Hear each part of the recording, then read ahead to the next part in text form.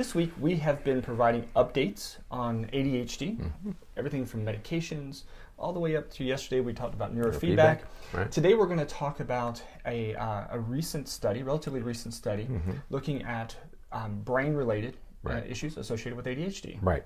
I like the way we did this week because we moved into this technology toward the end of the week. Yesterday we discussed neurofeedback and the fact that it appears to be an effective and enduring, we don't say permanent, but enduring treatment for ADHD to reduce the symptoms of ADHD. Right. The idea is that the brain is an electrical generator, in a sense, and different parts of the brain have been identified as being responsible for some of the symptoms that we see in ADHD. So since the creation of especially functional magnetic resonance imaging, we've been able to study the brain in real time in children and adults who have ADHD. So it's helped us to localize some of the brain areas thought to be involved in ADHD. Right. We kind of alluded to this a little bit on Thursday's podcast. Yes. On concentration. And we were talking, because we were talking, I think you mentioned specifically that some studies have found that these different the different subtypes of ADHD may have implications in different regions of the brain. Exactly. Right. And so we're actually going to talk about that today. That's right. The other beginning, besides different brain regions being involved, the reason that people are investigating this topic is because we have, for years now, 30 years, have been talking about different types of ADHD. Okay, it was once a single diagnosis. Now, when we talk about ADHD, we talk about three distinct types. There are two distinct types and then a combination, a third type of combination. So we know that different children are going to exhibit different symptoms. And we sort of chuckled the other day about ADHD versus ADD. Right. But is there really a difference? But yes, there are different types of ADHD. So the question is, are different types associated with different brain regions? Because if it can be documented that different brain regions are involved, that would have important implications for intervention. Absolutely. So the three types are ADHD inattentive type, and that basically means that a person has some inattentive behaviors. They fail to attend to task. They make careless mistakes. They forget to do things. They lose things. Those kinds of things. Then there is predominantly hyperactive impulsive type, which is, as its name implies, kids who are not inattentive, but they are hyper. They have difficulty sitting still. They're impulsive. I have a patient who fits this bill, which it's not as common, but when you have them, it is really impressive because they are all over the place, so hyper, so impulsive, but man, they get everything. They hear everything that you're talking about. I had a kid a few months ago, and he would come into the office and he would walk back and forth and be talking the entire time. It all made sense, but he would pace back and forth as he was talking.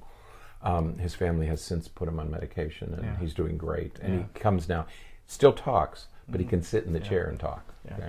So then the third type is combined, so it's You inattentive see both. and hyperactive impulsive, and so it's both. Right, but so you see these three hallmark characteristics of difficulty paying attention, can't control your impulses, and motoric hyperactivity. Right.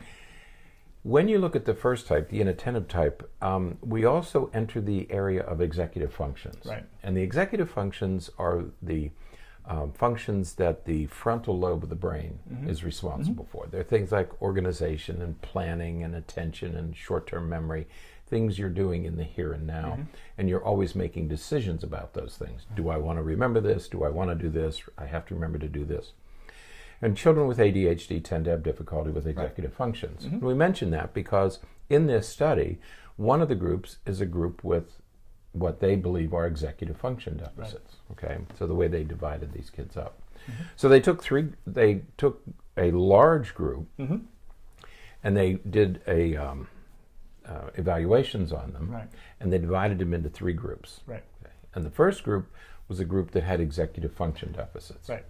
So there were 117 participants, and they were all adolescents, so 12 to 17-year-olds. That was the other important point. Another nice thing about this study is that they were all adolescents. The reason that's important is because the adolescent brain hasn't finished developing yet. When you look at adults, an adult who's 35 years old, their frontal lobes are intact and mature, so they might respond differently. But if you get a group of teenagers, especially 17 and younger, we can be fairly confident that their frontal lobes haven't quite matured yet.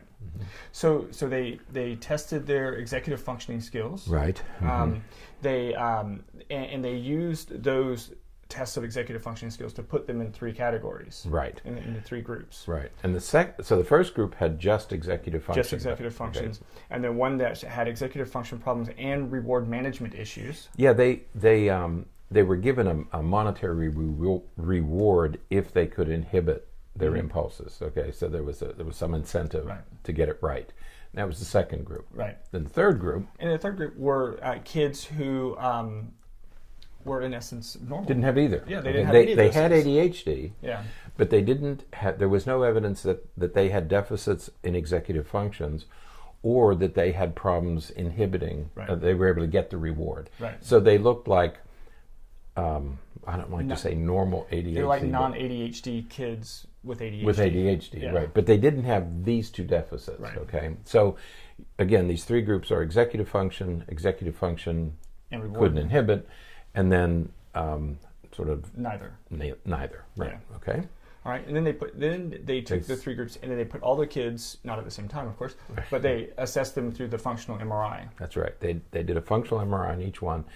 And instead of looking for a region of interest, which is what we typically do, they did whole brain scans to see how the 3 groups compared to each other. Okay, and the first important finding is that they were all different. They were all there's no common area in any of the groups. In other words, they looked at all 3 sets of scans and said, "Wow, we don't see any common feature in any of the 3," which says they're different brain regions. Okay. Yeah, which is also really interesting because if you remember groups 1 and 2, both had the executive dysfunction, executive function dysfunction. Malfunction junction. So you would think that there'd be some overlap there, but there still wasn't. Now, warning. So I was fascinated when I was reading this study, but they don't tell you in the article that we post, the authors don't tell you what areas are involved. And the reason the author of the article doesn't is because it's far more complicated. You almost have to be really familiar with neuroimaging to really understand. You also have to know neuroanatomy, because it's not going to mean anything if you don't. The results of this study are very, very complex, but suffice it to say that each of the groups showed very distinct differences. We looked up the original study, and we went through all the scans and looked at all the results and looked at all the measurements and everything. And it's very, very complicated, but the take-home message is that yes, indeed, there are very distinct differences. As you might expect, the students who had executive function deficits had frontal lobe abnormalities, but they also had some parietal lobe abnormalities. The other finding was that they had both cortical problems, cortical differences, and they had subcortical involvement. So now this shows us that these subcortical structures which control emotion are also involved in ADHD.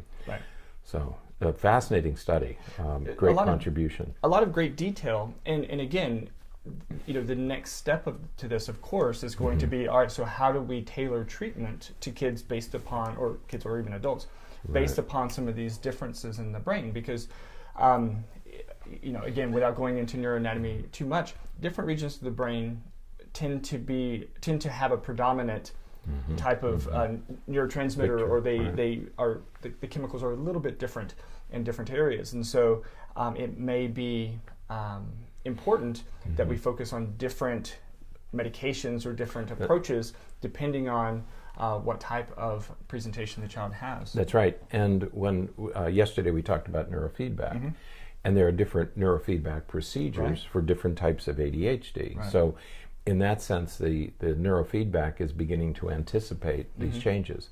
One other thing worth mentioning is that we talk about this third group that had neither. Okay? Right. They also had the fewest brain abnormalities, as it turned out. So that was an interesting finding, that the group with the fewest and least significant symptoms, the mildest symptoms, also had the least amount of brain abnormalities.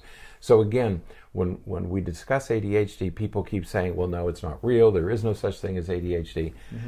I don't know. There's pretty convincing evidence that something is going on in the brain in these kids and adults, children and adults with ADHD. Absolutely. So, absolutely. Something is going on. They'll keep doing more research then. All right. But anyway. Well, that is it for today and for this week in our week on updates with ADHD. So we will be back next week. Monday is our live broadcast from the Mental Health Bloggers Conference. We will be live on YouTube next Monday morning, 5:30 a.m. our time. So wake up early. We'll be here. We're here anyway. That's almost lunchtime for us. But what was it? Oh. If you are interested in us updating any other topics, if you happen to be interested in anything, you want us to do an update, please let us know, email, call, and we'll be there. Yep, that's it. Okay. All right, so until next time, stay happy, stay healthy, and forget to be afraid.